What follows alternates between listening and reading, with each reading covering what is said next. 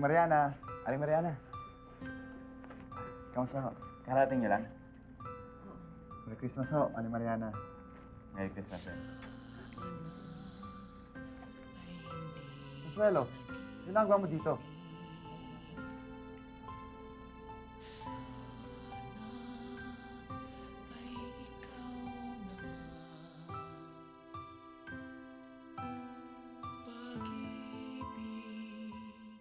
Hindi mo ba narinig ang tanong sa'yo ni Apollo? Anong ginagawa mo dito? Kasi Carlos Miguel, may kaibigan rin ako nandito. Nasa 7th floor siya. Paalis na ako. Naisipan ko lang dumaan sa pasyente niya. At bakit? Ano sasabihin mo kay Cecilia? Ano, pagtatawanan mo na naman siya at kukusain? Of course not, Carlos Miguel. Sa katunayan nga niya, naaawa ko sa kanya. Lalo na sa itsura niya ngayon.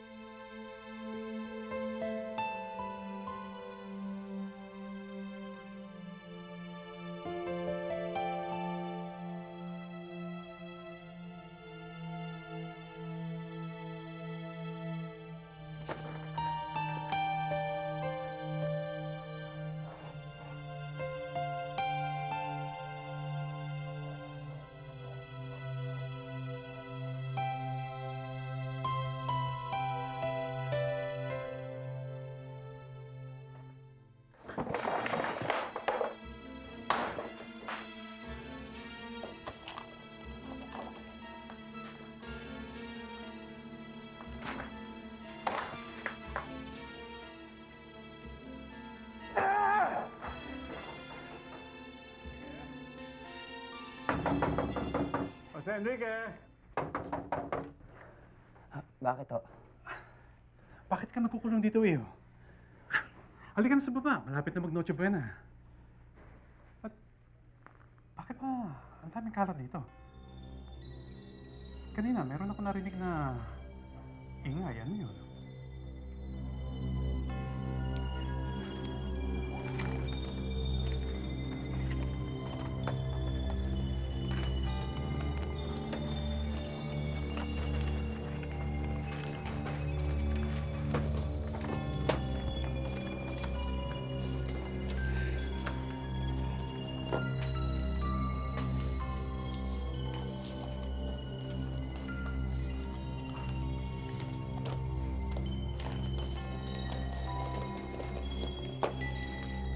Ito ba si Olga?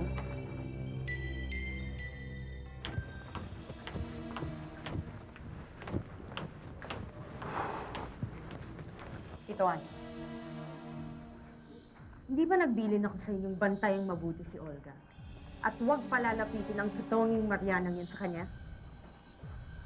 Umuwi lang ako sandali. Well, delikado yung ginawa mo. Baka mahawa si Olga sa kanya. Kaya mo, hindi naman uulit. Dapat lang. Ito tatandaan.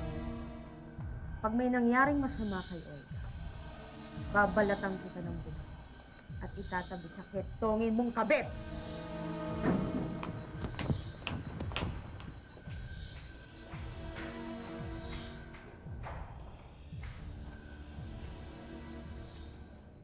Maligayang Pasko, anak.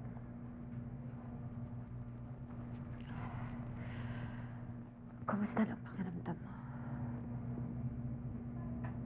Tumakas lang ako.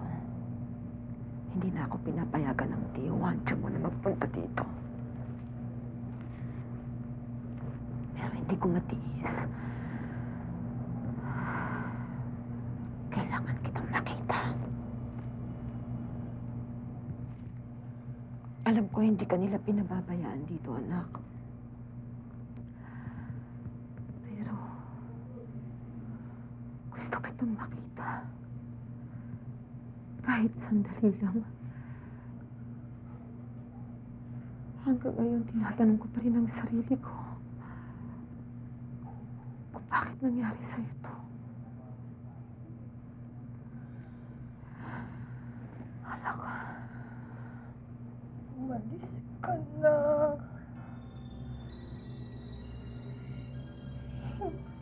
Hindi kita kailangan dito.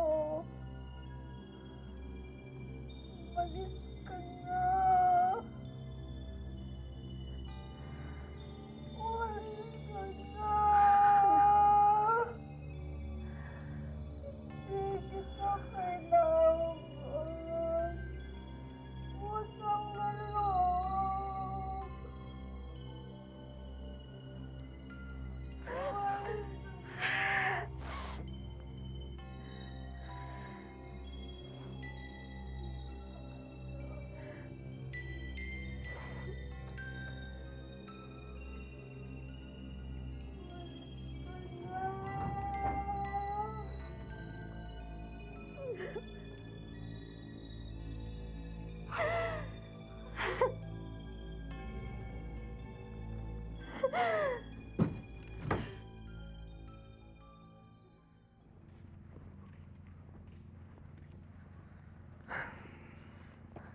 Salamat dito sa regalo mo, ah.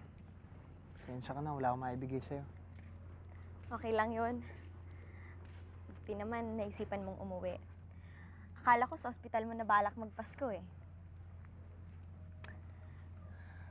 Gilier, siguro nagawa niya na ni Aling Ambrosia ang lahat ng gawin dun sa babae na yon. Eh, tingin ko sapat na yun eh. Teresing, naaawa lang ako dun sa babae. Bakit ka maaawa sa kanya? Eh, kaano-ano mo ba siya? Gilier, may gusto ka ba sa kanya?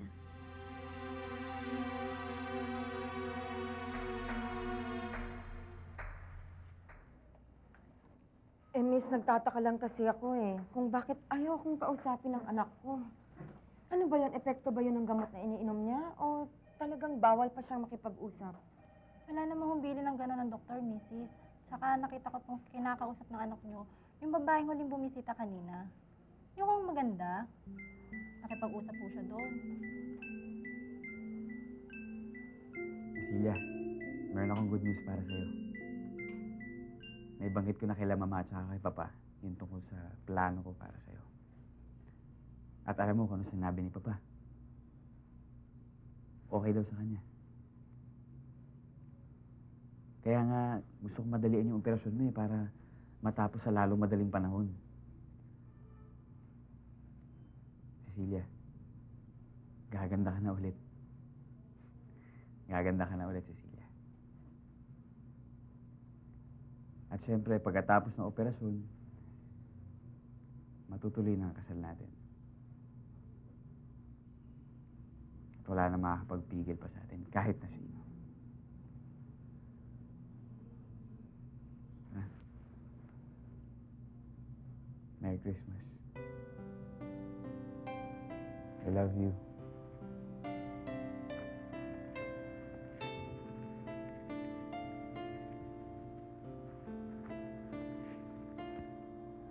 Merry Christmas. Salamat nga pala ulit dito sa regalo mo. Bakit ayaw mong sagutin yung tanong ko? Wala, Teresing. Naaawa lang talaga ako sa kanya. Mabuti pa umuwi ka. Baka hinihintay ko na para sa mga tuloy. Maligayang Pasko na lang ulit.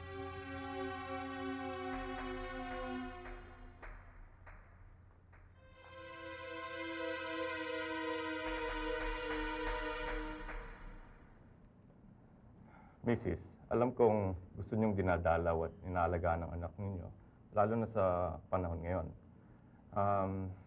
Naintindihan ho namin yan. Pero para sa kapakanan ho ng anak ninyo, isipin niyo naman ho siya.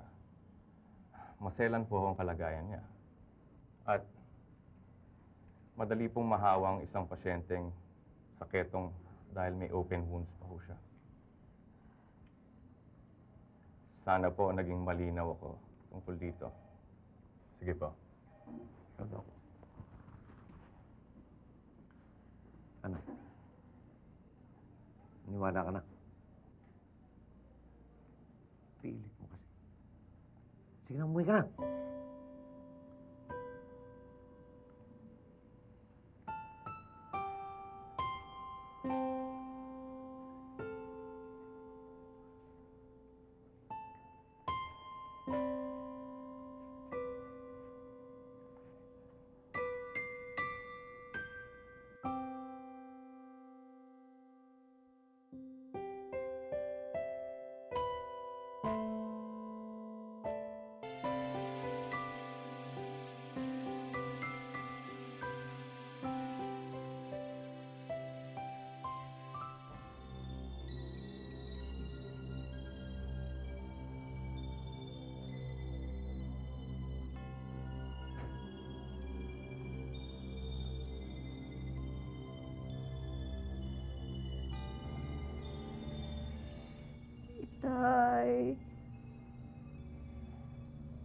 Nandyan ba si Carlos Miguel?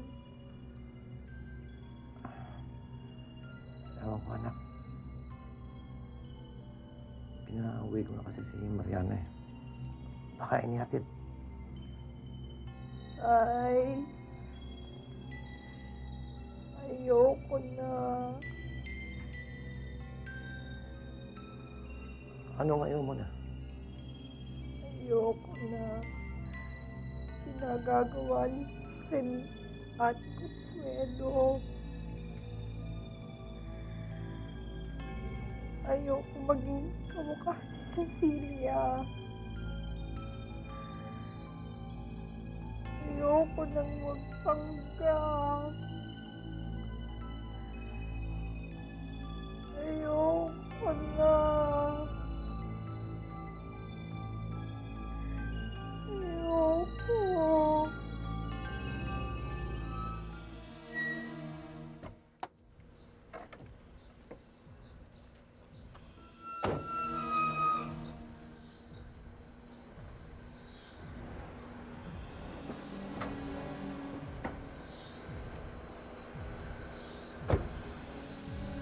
Ano bang kailangan mo? Pwes ka dito, pare. Hindi ka gusto ko makita. Agnes!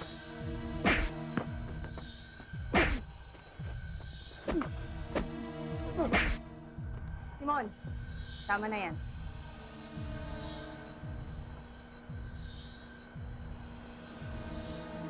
Ako, Aling Mariana, gusto ko nga ako talagang pumunta ngayon sa ospital para naman kahit papaano makasama ko si Cecilia ngayong Pasko. Kaso po, meron talaga kaming lakad ng aking inay. Bukas pa ho kami makakabalik. Naiintindihan ko. Kayo ho ba, hindi kayo pupunta doon? Hay nako, Esme. Malabo nang makabalik si inay sa ospital dahil pinagbawalan siyang bumalik doon dahil baka mahawa daw si ate sa kanya. Nay, kay minu-minuto, kay araw-araw pa kayo bumalik doon, hindi na magbabago ang itsura ng anak nyo, no? Ay, Day, diyan ka nagkakamali. Dahil may plano si Carlos Miguel para kay Cecilia. Anong plano? Di ba niya nasabi? Ako, ipapaayos na ulit yung mukha ni Cecilia para magbalik sa dati.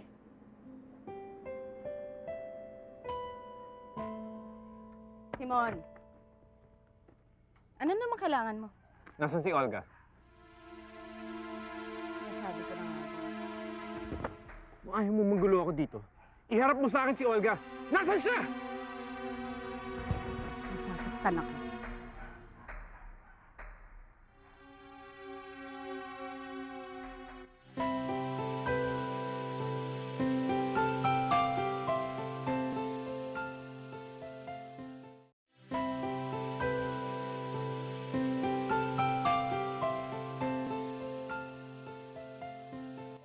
Esme, saan daw magpapaayos si ate?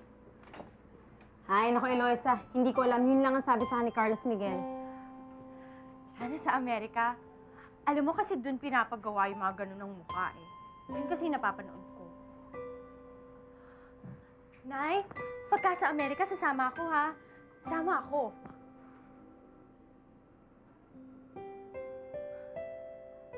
Alam mo, nagpapiling ako. Ang sakit kay Elvie Pineda, pero Diyos ko, sulit na sulit naman. You know, I paid for it. Magkano nga ba yun original? 60,000 yung sa akin. Pero normally, magkano ba? 80. Ba? Usually. Depende sa condition of face. Excuse me, mauna na po muna ako. Bye. Bye, Dita.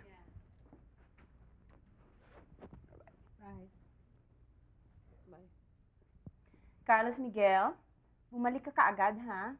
Sige po. Okay.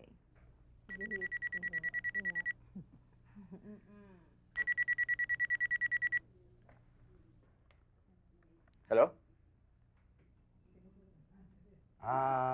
Sorry pero walang strawberry dito. Wrong number.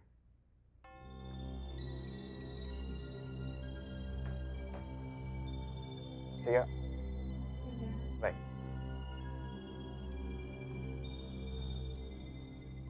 Tapusin na natin itong usapang to, Agnes. Gusto kong makausap si Olga. Iharap mo siya sa akin. Yaman din lamang mapilit ka. Sige, sasabihin ko sa'yo kung nasan si Olga. Nasa Canada na siya. May asawa, may mga anak. Ano? Sige. Puntahan mo siya doon. Gawin mo kung anong gusto mong gawin sa kanya. Bibigyan pa kita ng permiso. Simon, let's go.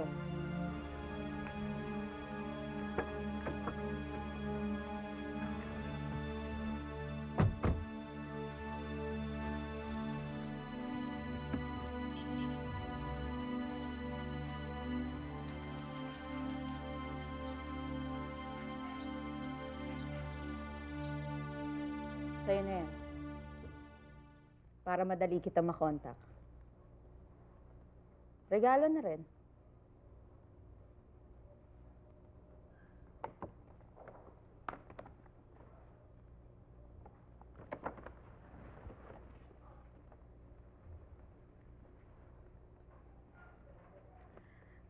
Bakit ka nga pala nagpunta dito?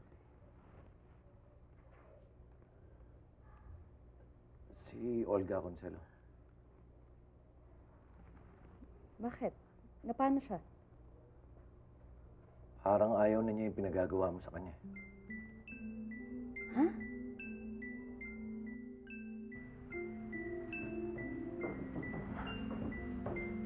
Oh, sir. Bibisita ka, sir. Bakit? Ano nangyari? Sir, yung bibigay doon statement tungkol sa sumabog na yate ng mga tamunte. Ganon? Ano yan? Boss, dalawang babae ho ang nandun sa yate nang sumabog yun. Hindi ho yung isa lang.